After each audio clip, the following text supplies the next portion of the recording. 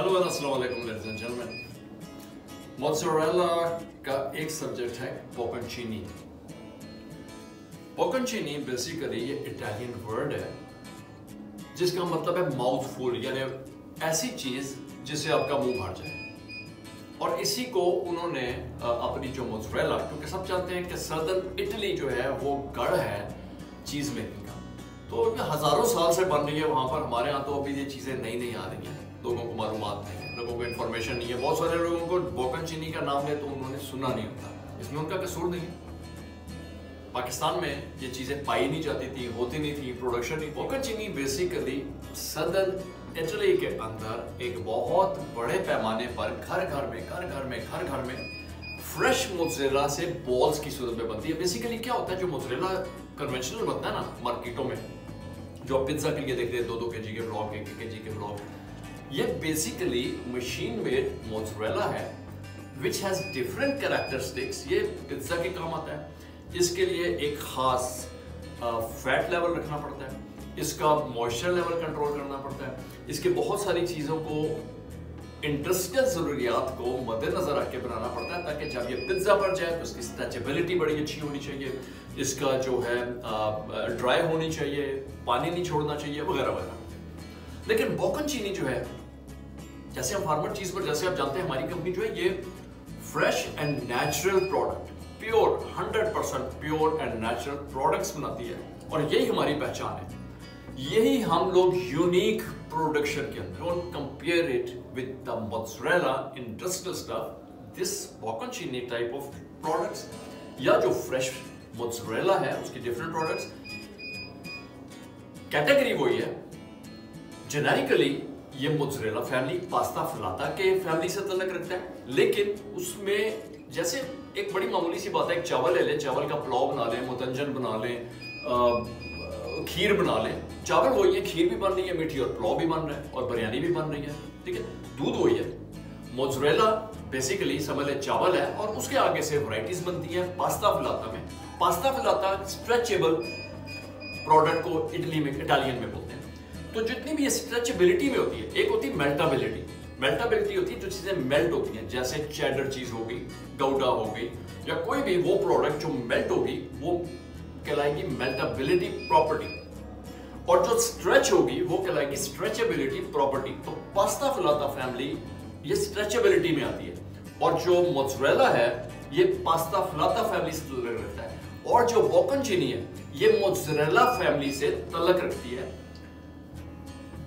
पोकोनचीनी इसमें 100 ग्राम से लेके सिर्फ 15-20 ग्राम के बॉल्स तक बनते हैं। अब तो इंडस्ट्री का ज़माना है, वहां भी बड़ी बड़ी कंपनियां काम कर रही हैं इस पर, उनके पास मशीनें लगी हुई हैं, टनों में मशीनें, वो बनाते रहते हैं। लेकिन जो डेलिकेसी, जो back to basics, old ways, हाथ से बनाने का जो मजा है, या जो उसकी एक डेलिकेसी है, या उसकी जो लेगेसी है, वो अनबीटेबल है। आज भी अगर आप इटली में जाए ना, जहां पर ये चीजें बिक रही है, मतलब घरों में बिकती है, लाइन लग जाती है सुबह सुबह।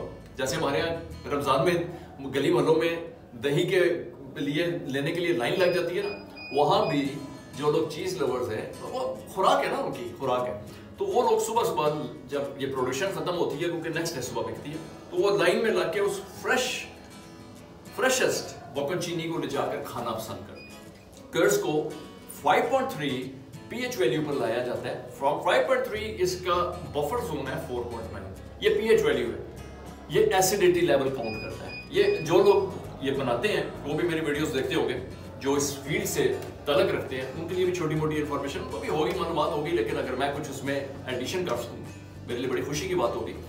तो 5.3 से 4.9 के दरमियान में इसका pH वैल्यू होना चाहिए, यानी उसकी एसिडिटी को हाई होना चाहिए, इतना कि वो 5.3 पर पहुंचे, और जब एसिडिटी हाई होगी तो pH वैल्यू लोअर हो जाएगा, ठीक है। तो ये 6 से pH वैल्यू दूध का होता है 6 से हमें लाना पड़ता है 5.3 पर, वो सारा एक प्रोसेस है। तो 5.3 पर जब आता है तो बिटवीन 5.3 एंड 4.9 जो भी स्लॉट है, इसमें ये फ्रेश मोज़रेला विच, और ये अगर ये 4.9 के करीब पहुंच गया, दैट विल बी स्पर्ड, नरम, सॉफ्ट।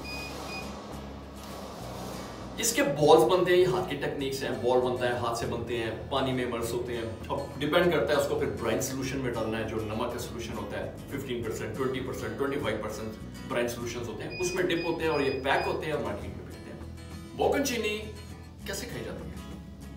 आप वैसे भी खा सकते हैं। मैं क्या करता हूँ, मैं बोकनचीनी के बॉल्स ले लेता हूँ, उस पर एक्स्ट्रा वर्जिन ऑलिव ऑयल, वो इतना ज्यादा नहीं लगता, वो ऐसे ही जरा 1 चम्मच 1.5 चम्मच होता है, बहुत है। और अगर कभी दिल करे तो चेरी टमाटोज, और अगर चेरी टमाटोज ना मिले तो रिपन लाल सख्त टमाटोज को स्लाइस करके उसके साथ रख कर आप एंजॉय कर सकते हैं। अगर वो बड़े बोकनचीनी बॉल्स हैं तो उसको आप स्लाइसिस में काट लें। अगर वो छोटे वाले हैं वो भी चल जाएंगे, लेकिन छोटे वालों का अच्छा, बड़े वाले जो होते हैं, जो बड़े बॉल्स हैं, उसको तो जैसे मैंने कहा स्लाइस करके आप सैलड्स में उसके दरमियान में एक वो टोमेटो स्लाइस रखेंगे और साथ drizzle of olive oil, extra virgin olive oil and a sprinkle of salt, C salt होना चाहिए। तो सारी चीजें अच्छी होनी चाहिए ना यार, वो फिर हेल्थ ऐसे तो नहीं आती है, तो थोड़ी थोड़ी चीजों पर तवज्जो देनी होती है। और जो स्मॉल बॉल्स होते हैं बोकनचीनी के, जो बिल्कुल छोटे छोटे होते हैं, 15-15, 20-20 ग्राम के, that's for Caprice salad. Caprice salad आप गूगल कर लीजिएगा। आप जब वहां पर पिज्जा मार्गरीटा खाएंगे, बहुत सारे लोगों को अच्छा लगा होगा, मार्गरीटा खाने वाले बहुत लोग हैं, बहुत दुनिया खाती है। Thin crust sauce with that scattered चीज, बोकनचीनी हो गई या दूसरी मोज़रेला के स्ट्रिप्स आ गए वो, और उसके साथ बहुत हुआ तो कोई मशरूम डाल दिया, हल्का सा कोई छोटे मोटे चंक्स डाल दिए या पेपरोनी रख दी।